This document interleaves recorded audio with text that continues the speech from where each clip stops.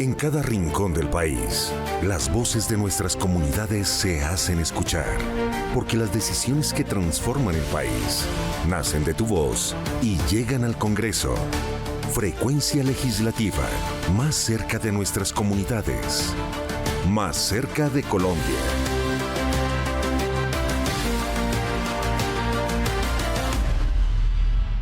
Bienvenidos a Frecuencia Legislativa, mi nombre es Luis Miguel Moyano y es un gusto acompañarlos como todos los sábados aquí en Frecuencia Legislativa.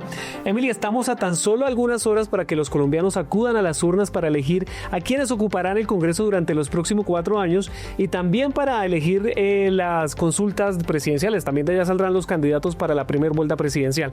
Pero antes de iniciar con temas electorales, quiero saludar hoy a las mujeres de Colombia, saludarte a ti, Emily. Pues mañana se celebra o se conmemora mejor, es una conmemoración, el Día Internacional de la Mujer, y en Colombia sí que hay mujeres berracas que trabajan día a día desde diferentes puntos para hacer de este país un lugar mucho mejor. Bueno, qué saludo tan especial. Muchísimas gracias, Luis Miguel. Buenos días para ti, por supuesto, para todas las personas que hasta ahora se conectan con esta nueva emisión de Frecuencia Legislativa, para estar muy pendientes de todas las noticias del Congreso de la República, como lo has mencionado. Estamos a tan solo unas horas de una nueva jornada electoral en el marco del Día Internacional de la Mujer.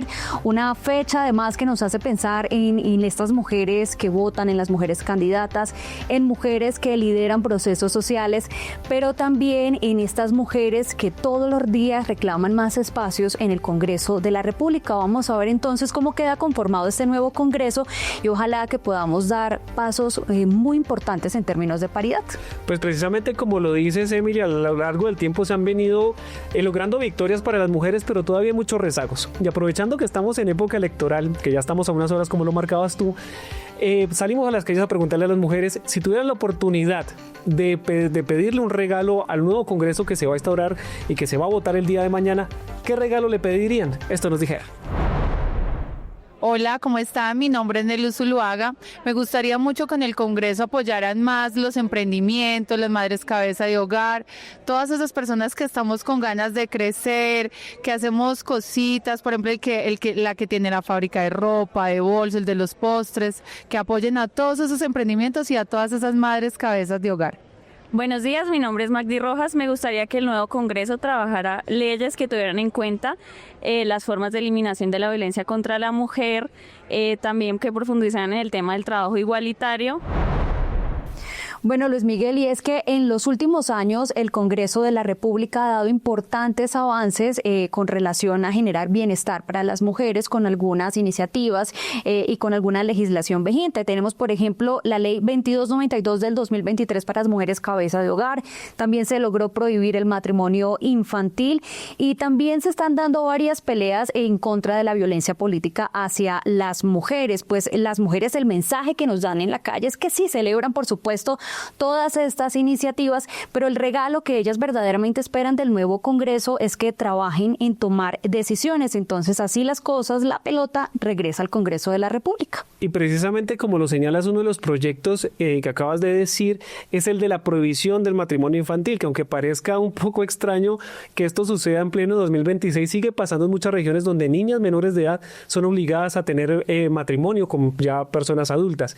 Y precisamente en el Congreso de la República se tramita el proyecto de ley que busca prohibir estos matrimonios infantiles. Y es la oportunidad para que nuestra periodista Zulma Pulido, en Explicando la Ley, nos cuente de qué trata este proyecto.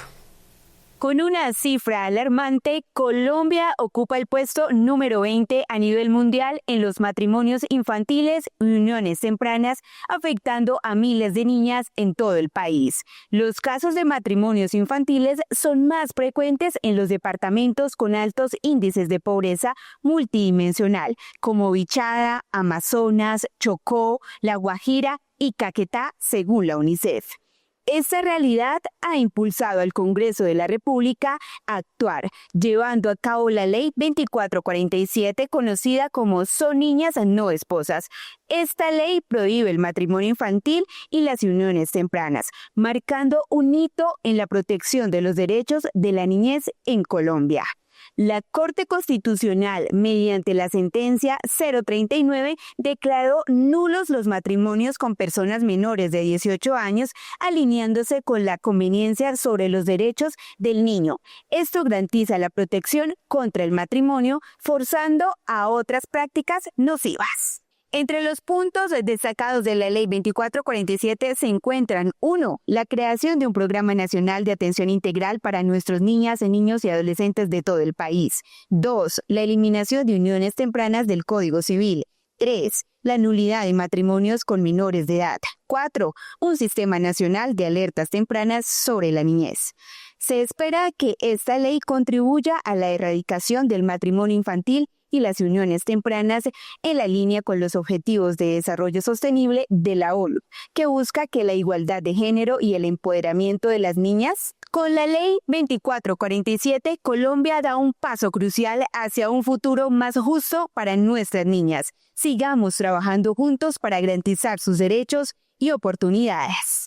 Mi nombre es Zulma Pulido. Nos vemos en un próximo Explicando la Ley a través del canal del Congreso y Radio Nacional de Colombia, todos los sábados a partir de las 6:30 am. También nos puede seguir a través de nuestras redes sociales, Cámara Colombia.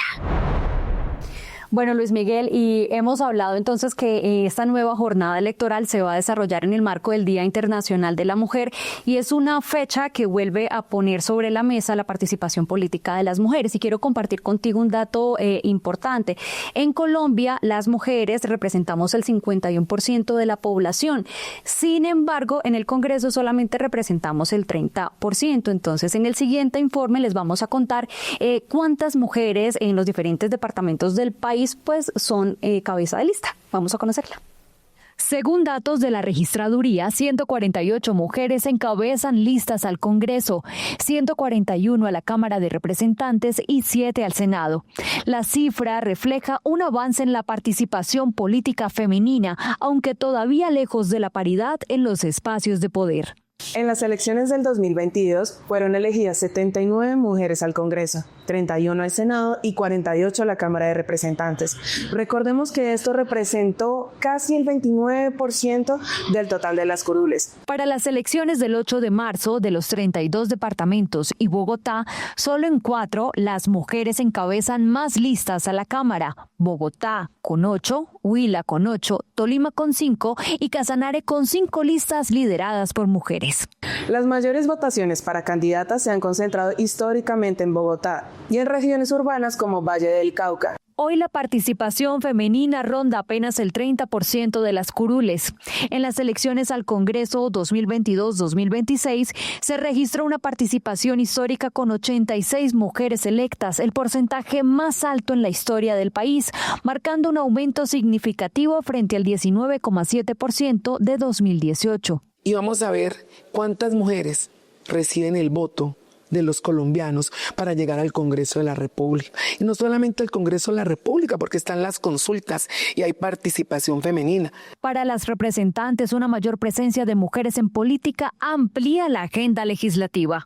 Para que sigamos siendo una representación importante en cada uno de los espacios donde hemos trabajado para seguir llevando desarrollo y oportunidades a nuestros territorios y a toda Colombia. Aunque aumenta el número de candidatas, el reto sigue siendo que no se trate solo de cuotas formales. Que no es que salgamos a votar porque sea mujer, no. Reconozcan nuestras competencias, nuestras cualidades, nuestra formación, nuestro profesionalismo. Y esa es la invitación a que sigamos participando en democracia y que haya mayores liderazgos femeninos en Colombia. Nuevas reformas buscan fortalecer la participación política de las mujeres. La Ley 2424 establece que incluso en las listas pequeñas debe garantizarse presencia femenina. Y el proyecto de Ley 301 de 2025 propone que la paridad no dependa del tamaño del departamento, sino que se convierta en una regla general en las listas electorales. Bueno, Emily, y como a nosotros también nos gusta un poco la historia, vamos a conmemorar ya casi 205 años de la existencia del Congreso de la Cámara de Representantes como tal. Y han sido 205 años en los que se ha venido evolucionando en materia legislativa, en cantidad de curules, en un montón de cosas que han venido transformando el Congreso y la Cámara de Representantes en particular. Nuestro periodista César Vecino nos preparó una línea de tiempo de cómo empezó la Cámara de Representantes y cómo va a este 2026. Adelante, César. La Cámara de Representantes existe desde... La Cámara de Representantes. Ay, yo creo que no estaba ni vivo. No, la verdad no sé, 1995. Yo creo que fue cerquita a la conquista de 1800 y punta y copa de Siria. Oficialmente, desde la Constitución de 1821 se realiza la elección a la Cámara, pero unos años antes, en plena época conocida como la Patria Boba, exactamente en 1812, se ratificó la existencia de la Cámara y el Senado. Dato, ya para 1832 se exigía un representante por cada 25.000 habitantes para un periodo de 2 años. Hasta 1852 la elección de los representantes era indirecta, o sea, a través de colegios o asambleas electorales, tema que cambió desde 1855 y se mantiene hasta hoy, donde se eligen de manera directa. Dato, entre 1853 y 1859 hubo 71 representantes a la Cámara. En 1851, bajo el gobierno de José Hilario López, que se institucionalizó la abolición de la esclavitud en la República de Colombia. Ráfaga de tiempo y nos adelantamos 30 años. Llegó la Constitución de 1886, que exigía que para votar tocaba saber leer y escribir y tener una renta anual de 500 pesos o una propiedad que valiera más de 1.500 pesos. El país a puertas de una época determinante.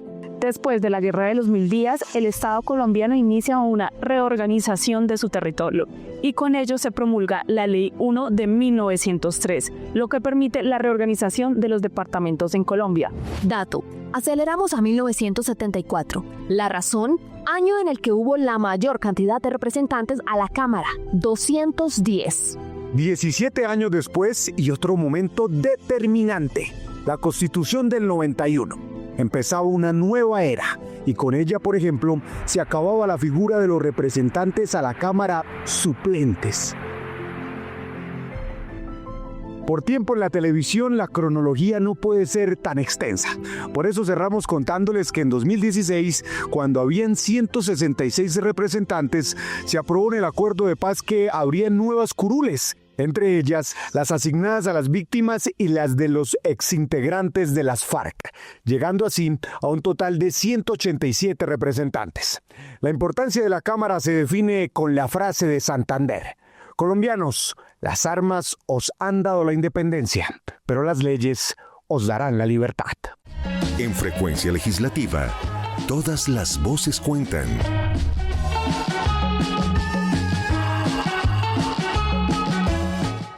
Luis Miguel, lo que pasa en la Cámara de Representantes afecta directamente la vida de las personas. Por eso es importante que este 8 de marzo podamos tomar decisiones informadas. Nuestra compañera Liz Osorio preparó el siguiente informe.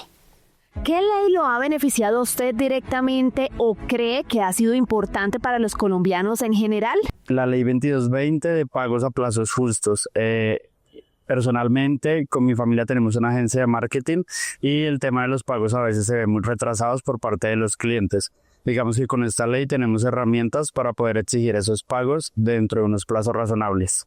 A nosotros como ciudadanos, como trabajadores de mensajería, el subsidio de la gasolina. De la matrícula cero. Nosotros en este momento estamos pagando 10.000 a 50.000 pesos por semestre. Algunas leyes nos tocan a todos por igual. Vamos a hablar con ejemplos claros.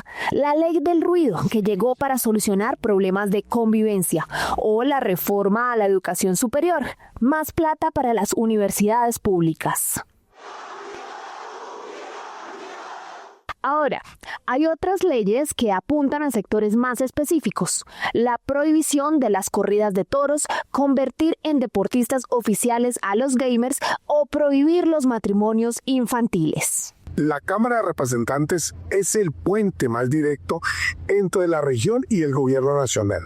En un sistema bicameral, la voz de la región, legislando desde la Cámara, se hace importante para hacer leyes en beneficio de la gente. Que le exigen a los gobiernos y vigilan que cumplan con sus obras y que son las voces dolientes de los 32 departamentos del país.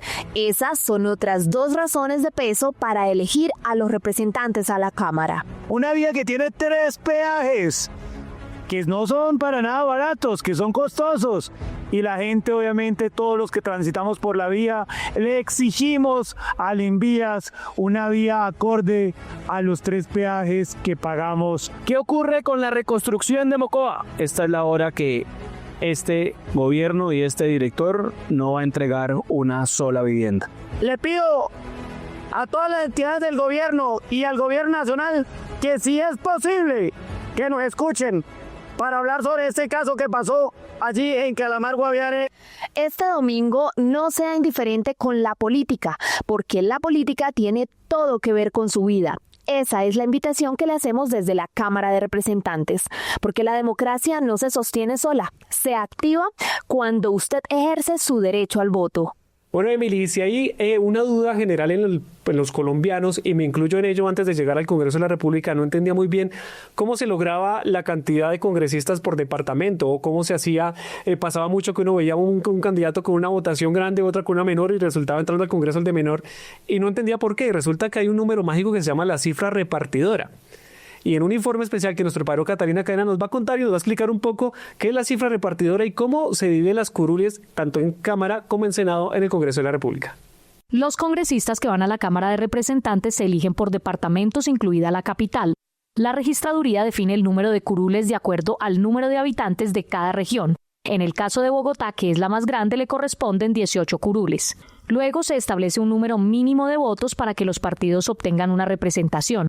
A esto se le llama umbral, que es el número total de votos en la región dividido por el número de curules, cifra que se divide en 2 y es la votación mínima que debe obtener cada partido. Por ejemplo, en el departamento de Antioquia, para el año 2022, la cantidad de votos válidos fue de más o menos 2 millones de votos. Calcular el coeficiente electoral fue dividir esos 2 millones de votos en 17 curules que tiene el departamento. Eso nos da un número de 177.000 votos aproximadamente. Se divide ese número por la mitad y se llega al umbral. El umbral son aproximadamente 59.000 votos. ¿Qué significa esto? Todo partido que haya conseguido menos de 59.000 votos en las elecciones del 2022 no pudo obtener un escaño en el Congreso. Luego se aplica la cifra repartidora, que es la que se encarga de distribuir de acuerdo a los votos que obtuvo cada partido, cuántas curules le corresponden. Volvamos al caso de Antioquia. Imagínense que tienen una torta y la tienen que repartir en 17 pedazos entre 10 personas. ¿Cómo deciden cuántos pedazos recibe cada persona? Eso se define con la cifra repartidora. Este es un cálculo matemático que nos indica un número de votos mínimo que debe tener cada partido para recibir una curul. Si un partido tiene los votos que son la cifra repartidora, implica tener una curul. Además de las circunscripciones territoriales, también se eligen unas especiales que aseguran curules a grupos afro, indígenas y residentes en el exterior. Luis Miguel, lo hemos hablado en diferentes emisiones de Frecuencia Legislativa y es que en el país existe una preocupación por la injerencia de grupos armados en algunos territorios del país. Pues hoy queremos contarle justamente cómo trabajan las instituciones y cómo se preparan las fuerzas militares para garantizar que esta jornada electoral se desarrolle en completa tranquilidad, pues dando garantías, por supuesto, a todos los electores. Así es, Emily, pero la primera cifra que tenemos que tener clara es que en todo el territorio nacional hay 41.287.048 personas habilitadas precisamente para ejercer su derecho al voto. Pero lo que viene preocupando a todas las instituciones, incluyendo precisamente al Ministerio de Defensa, es el tema de seguridad en las regiones. Y allí se han focalizado 8 departamentos para el actuar del Ministerio de Defensa como tal. Tenemos Antioquia, Cauca, Norte, Santander, Cesar, Chocó, Córdoba, Nariño y Valle del Cauca, con planes de acción puntuales para allí, y se han priorizado 208 municipios dentro de estos mismos departamentos. También el Ministerio de Defensa anunció que se van a trasladar por todo el país 246.000 hombres y mujeres, tanto militares como de las fuerzas policiales, para poder custodiar cada uno de los puestos de votación alrededor del país. Esto nos dijo el ministro de Defensa, Pedro Arnulfo Sánchez. El cartel de la EGC, o comúnmente llamado Clan del Golfo, o el cartel del ELN, que sacó recientemente un pasquín en el cual dice que no va a afectar las elecciones. Eso significa que está preparando unos ataques y unos atentados en este periodo. Luis Miguel, y del Plan Democracia pasamos a hablar de Paz Electoral, que es esta iniciativa de la Procuraduría General de la Nación que pretende garantizar elecciones justas, libres y legítimas, mejor dicho, darnos la tranquilidad a todos los colombianos de que se van a respetar los resultados. A propósito de esto, vamos a escuchar al Procurador General de la Nación, Gregorio El Hach, hablando de la importancia de esta iniciativa.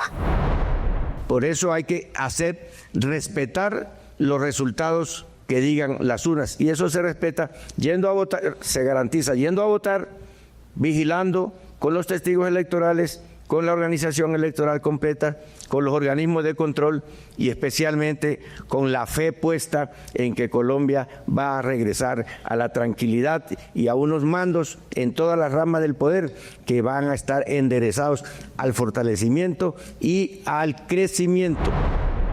Y por último, la Defensoría del Pueblo, que ha venido también realizando unas alertas tempranas respecto al tema electoral, da un espaldarazo a todo esto que se viene haciendo desde el Ministerio de Defensa y desde la Procuraduría General para que se hagan unas elecciones libres y sobre todo en paz. Y también anunció que va a acompañar cerca de 1.724 puestos de votación en todo el país, junto con los personeros de estas regiones, para poder recibir todas esas quejas que tengan las personas sobre delitos electorales que se puedan llegar a cometer. Entonces, podemos decir que hasta el momento las elecciones tienen un buen auguro en cuanto a seguridad y sobre todo en cuanto a veeduría también de que puedan ser transparentes y en paz. En Frecuencia Legislativa, todas las voces cuentan.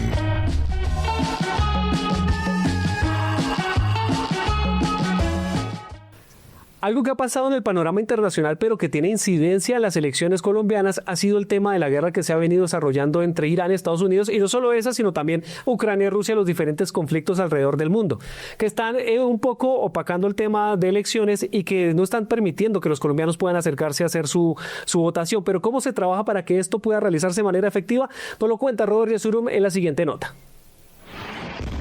Los actos de combate en Irán y el Medio Oriente generan una honda preocupación a nivel global, y Colombia no es la excepción. El proceso electoral que se vivirá en el país incluye a los connacionales que viven en el extranjero, pero las acciones bélicas y la inestabilidad generada requieren de una protección especial al colombiano en estas tierras.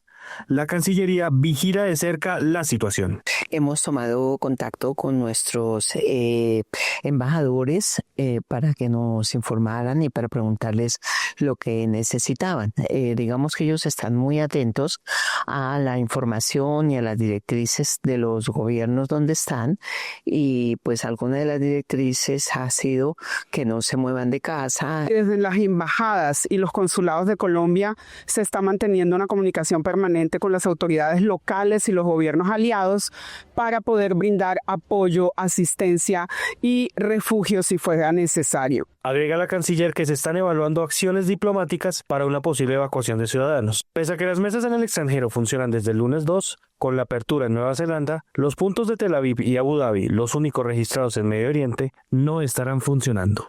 Y si hubiese un poco de tranquilidad o no cambiara, no hubiese nuevas explosiones, nuevas situaciones de violencia, tal vez podrían ellos votar como en muchos sitios y puestos de votación hemos establecido para que puedan votar el domingo, ¿no? Pues está primero la seguridad de la población, la seguridad de nuestros nacionales, y pues no se han podido abrir estos puntos de votación. La representación de Colombia ante el mundo da un mensaje a estos connacionales en el Medio Oriente. A nuestra gente en Medio Oriente les agradezco por todas sus comunicaciones. Estamos pendientes desde aquí y también haremos lo posible para que paren estas acciones beligerantes contra la humanidad, y por supuesto esto les incluye de manera prioritaria. Los colombianos en Oriente Medio esperan un poco de calma en medio de las explosiones y las escaramuzas. Entre tanto, en la parte comercial se dice que los precios del petróleo favorecerían la economía del país y la salud bursátil de Ecopetrol.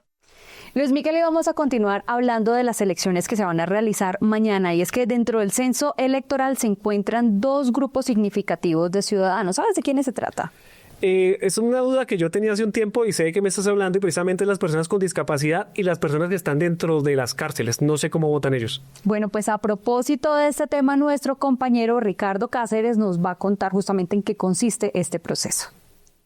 De 41.287.084 ciudadanos habilitados para votar, 19.824 están privados de la libertad y pueden ejercer su derecho ciudadano en 156 cárceles, donde 16.274 hombres y 3.550 mujeres votarán bajo condiciones. Hay dos tipos de personas privadas de la libertad legalmente en los establecimientos carcelarios de Colombia. Los primeros son los indiciados o procesados. Son aquellas personas que están siendo investigadas y que tienen generalmente una medida de aseguramiento, pero que no han sido condenados. Los segundos son los sentenciados o condenados, quienes ya han recibido una sentencia de un juez penal de la República y que por tanto tienen restringidos sus derechos civiles y en este caso los políticos. En las penitenciarías se adelantó el proceso especial para las inscripciones de acuerdo a la organización electoral de la registraduría. ¿Cómo se garantiza la transparencia del proceso electoral en los centros penitenciarios? Aquí se lo explicamos. Dentro de las cárceles, al igual que en todas las mesas que van a funcionar el día 8 de marzo, el día de las elecciones, la votación la controlan jurados de votación, que son ciudadanos colombianos. También están dadas las condiciones para quienes tienen discapacidad visual y que tendrán a su disposición tarjetones con lenguaje braille. Bueno, la persona ciega se acerca al cubículo y pues digamos que avisa que tiene discapacidad visual, le entregan esta tarjeta, lee uno las instrucciones, entonces uno va tocando estos cuadritos y coja el bolígrafo y no hay necesidad de marcar una X, se puede marcar cualquier símbolo dentro de estos cuadritos que están acá, que se siente más fácilmente para la persona ciega. Los adultos de avanzada edad o las personas con restricciones físicas podrán ingresar a los sitios de votación acompañados. Bueno, aparte de la seguridad en el territorio nacional, otra cosa que viene preocupando a la gente en el país es la transparencia en las elecciones, y es posiblemente fraudes, constreñimiento electoral y todo este tipo de cosas que se empiezan a tejer cuando estamos en épocas de elecciones. Pues todas las instituciones del país trabajan para garantizar la transparencia de estas elecciones. ¿Cómo? Nos lo cuenta César Fuquen en la siguiente nota. La registraduría asegura que el blindaje y transparencia de estos comicios inicie mucho antes de que se abran las urnas. El fraude no está en el procesamiento, el fraude está en la coacción, en la compra de votos, en la financiación ilegal de las campañas, esa coacción que en algunos lugares no permite que la gente vote libremente. El fraude está en la destinación y uso de recursos públicos en las campañas políticas. Ese es el fraude. 860.000 jurados de votación, validación de los bolígrafos que recibirán los votantes, estricto diligenciamiento de los formularios E14 e implementación del congelamiento del código fuente de los software para el preconteo, la digitalización de actas y la consolidación de resultados son algunos de los protocolos para estos comicios. Acá lo que comprobamos es que los esferos que utiliza la registraduría el día de las elecciones para que voten los votantes y los jurados diligencien las actas son de muy buena calidad y no se borra. El código fuente es una serie de instrucciones o pasos a paso que están hechos de manera escrita para que un computador pueda contar los votos uno a uno de forma válida, consolidarlos y publicar esos votos. La misión de observación electoral MOE y una delegación internacional de auditores desplegaron equipos en distintas regiones del país para monitorear riesgos, recibir denuncias y hacer seguimiento a posibles irregularidades antes, durante y después de la jornada. Bueno, Emily, con esta información llegamos al final de Frecuencia Legislativa por hoy, no sin antes agradecer a todos los que se conectan con nosotros a través de Radio Nacional de Colombia y quienes también nos pueden ver a través del canal del Congreso, e invitarlos también a que nos sigan en nuestras redes sociales donde aparecemos como @Cámara Colombia.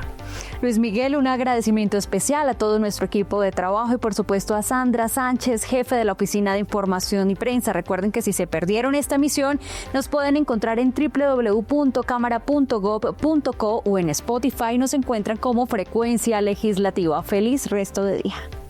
Chao, chao. En cada rincón del país, las voces de nuestras comunidades se hacen escuchar, porque las decisiones que transforman el país nacen de tu voz y llegan al Congreso. Frecuencia Legislativa, más cerca de nuestras comunidades, más cerca de Colombia.